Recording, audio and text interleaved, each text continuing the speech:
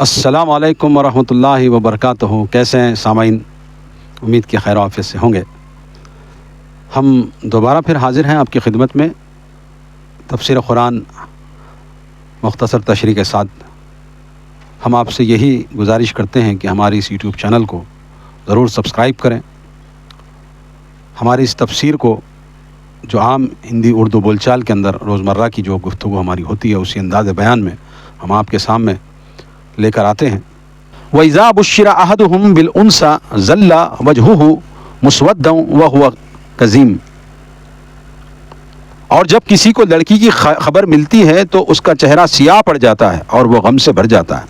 دیکھیے اللہ تبارک و تعالیٰ کیا کہہ رہا ہے کہ اگرچہ کسی کو لڑکی کی بشارت مل جائے کہ تیرے یہاں لڑکی پیدا ہوئی ہے تیری بیوی کو، اب اس کا منہ لٹکنے پڑ گیا، پورا سیاہ ہو گیا، ارے یہ کیا ہو گیا، یہ ظلم ہو گیا۔ آج بھی لوگ سمجھتے ہیں، حالانکہ اللہ کے رسول صلی اللہ علیہ وسلم نے فرمایا جس مسلمان نے 3 بیٹیاں جس کے پاس ہیں اور وہ ان کی اچھی پرورش کرے اور ان کو شادی کر کے اچھے گھروں کو بھیجے، 3 لڑکیاں، تو اللہ تبارک و تعالیٰ کے رسول کہتے ہیں کہ وہ جنت کا مستحق ہے، اللہ تبارک و تعالیٰ اس کو جنت میں ڈالے گا۔ صحابی نے پوچھا اے اللہ کے رسول 2؟ اب کسی کے پاس 2 ہی ہیں، تو اللہ کے رسول صلی اللہ علیہ وسلم نے کہا ٹھیک ہے وہ بھی جائے گا۔ تو اس طرح ایک کے لیے بھی اللہ کے رسول صلی اللہ علیہ وسلم نے دعائیں دی ہیں، بشارتیں دی ہیں۔ تو میرے بھائیوں، حالانکہ لڑکی رحمت ہے اللہ کی، لڑکی جو ہے رحمت ہے اللہ کی، مگر لڑکیوں کی بشارتیں جب ملتی ہیں تو ان کے منہ لٹکے ہوئے پڑتے ہیں، نہیں کرنا چاہیے۔ یاد رکھو جب ضعیف ہو جاؤ گے، بوڑھے ہو جاؤ گے، یہ بیٹے لات ماریں گے، یہ بیٹیاں ہی تمہاری جو ہے تیمارداری کریں گی۔ آج جس کی بشارت سن کر کے تم منہ لٹکاتے پھرتے ہو، تو مشرکین مکہ کے اندر یہ بھی ایک بدعقیدگی تھی کہ وہ لڑکیوں کی بشارت سن کر کے منہ لٹکاتے تھے، مگر عبادت لڑکیوں کی کرتے تھے، لات کی، منات کی، عزا کی، اور فرشتوں کو اللہ کی بیٹیاں کہتے تھے، مگر خود کو بشارت ملی کہ تیرے گھر لڑکی ہوئی ہے تو منہ سیاہ ہو گیا، منہ بھونا ہو گیا اس کا۔ یہ ان کا عالم تھا، ان کے کرتوت تھے۔ آگے اللہ فرماتا ہے یتوارا من القوم من سوء ما بشر به ایمسکوه علی ہون ام یدسه فی التراب الا ساء ما یحکمون۔ آگے اللہ فرماتا ہے اور دی ہوئی خبر سے بوجھا آر لوگوں سے چھپتے پھرتا ہے، سوچتا ہے آیا اسے ذلت کے باوجود زندہ رہنے دیں یا زمین میں گاڑ دے، دیکھو یہ کیسا برا فیصلہ کرتے۔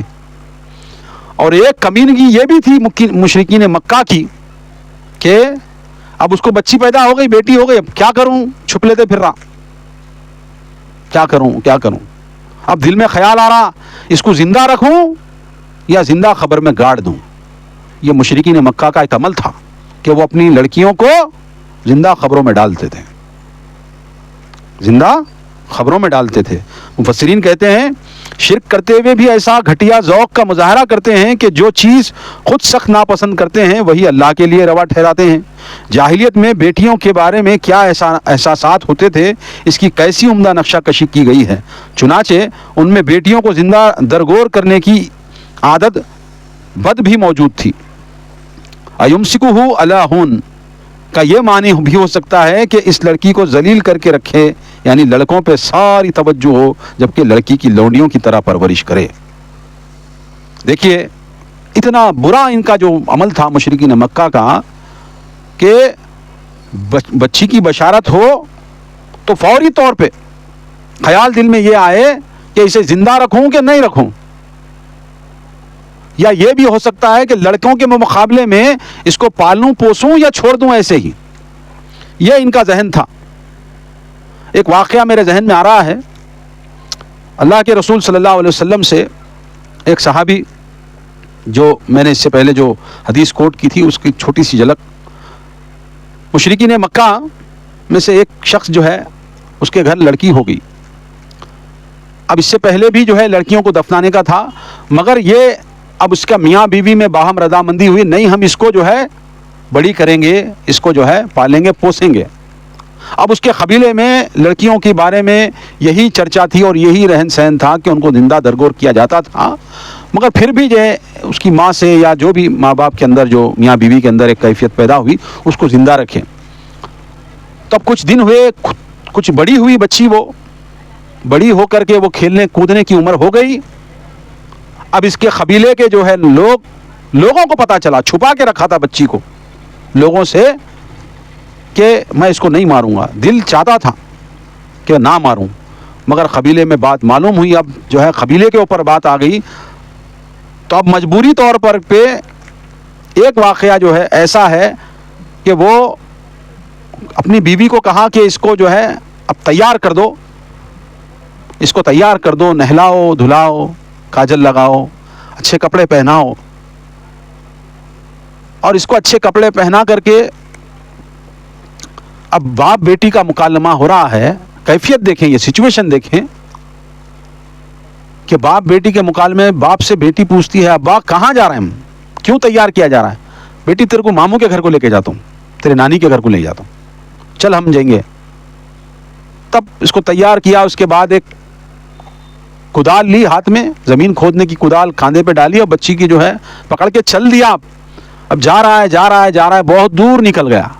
بہت دور نکل جانے کے بعد ایک مقام پر وہ ٹھہرا، اب اس کے بعد گڑھا کھودنے لگا۔ اب گڑھا کھودنے لگا تو بچی کیا سمجھ رہی، کچھ بچی اتنی کیا سمجھ تھی، گڑھا کھودنے لگا تو باپ مٹی نکال رہا ہے، تو وہ چھوٹی سی معصوم بچی بھی اپنے کپڑے کے اندر اس کی مٹی کو نکال رہی اور پھینک رہی، باپ کے کام میں ہاتھ بٹا رہی۔ اس کے بعد اسی طرح چلتا رہا، باپ کے دل پر پتھر رکھے ہوئے، کیفیت رکھے ہوئے، پھر بھی گڑھا کھود رہا ہے، ورنہ اگرچہ معاشرے میں جاؤں گا، بیٹی کو اگرچہ درگور نہیں کیا تو لوگ مجھے چھوڑیں گے نہیں، مجھے بے عزت کریں گے، یہ بھی خیال تھا۔ اور یہ رواج تھا، یہ ایک ایکٹ تھا، ایک سوشل ایلیمنٹ تھا، یہ ایک قانون جیسا معاملہ تھا کہ لڑکیوں کو زندہ درگور کرنا یہ کیفیت بنا دی گئی تھی، قانون بنا دیا گیا تھا۔ اب وہ بیٹی بھی ساتھ دے رہی ہے باپ کا، اس کو کیا پتا ہے یہ خبر اسی کے لیے کھودی جا رہی ہے۔ جب خبر کا گڑھا کھد گیا تو بیٹی کو جو ہے خبر میں سلایا، وہ سمجھ رہی ہے کھیل ہو رہا ہے کچھ، جب کھیل ہو رہا ہے سمجھ رہی ہے لڑکی، تو اس کے اوپر مٹھی ڈالنے لگا، تو لڑکی بھی اپنے آپ مٹھی ڈال رہی، جیسا بچے کھیلتے نہیں، اترا اپنے آپ پر مٹھی ڈالنے لگی۔ اس کے بعد دھیرے دھیرے دھیرے وہ باپ کا ہاتھ پکڑنے لگی۔ جب وہ باپ کی انگلی جب اس نے پکڑی تو وہ مٹی ڈالتا گیا، اتنا ڈالتا گیا کہ وہ بچی کا ہاتھ مٹی کے اندر چلا گیا اور وہ بچی دفن ہو گئی۔ تو ایسی کیفیات سے مشرکین مکہ اپنی بیٹیوں کو زندہ قبروں میں گاڑتے تھے۔ اللہ تبارک و تعالیٰ نے وہی نقشہ کھینچا ہے قرآن مجید کی سورہ نحل کے اندر۔ اللہ کے رسول صلی اللہ علیہ وسلم کا جب ملاقات ہوئی تو واقعہ سنایا، اللہ کے رسول صلی اللہ علیہ وسلم کی آنکھوں سے آنسو، اے اللہ کے رسول میرے ساتھ یہ گناہ کیا ہے، میں نے میری بیٹی کو میں نے زندہ دفن کیا ہے۔